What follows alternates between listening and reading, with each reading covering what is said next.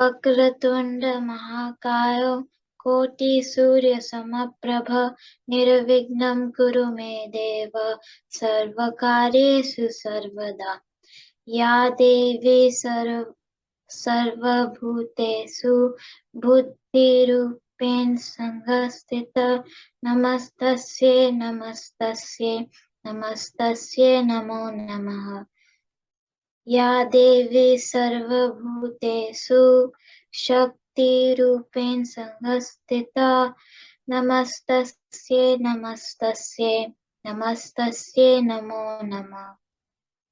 या देवी सर्वभूतेषु शान्तिरूपेण संस्थिता नमस्तस्यै नमस्तस्यै नमस्तस्यै नमो नमः। या देवी सर्वभूतेषु कान्तिरूपेण संस्थिता नमस्तस्यै नमस्तस्यै नमस्तस्यै नमो नमः।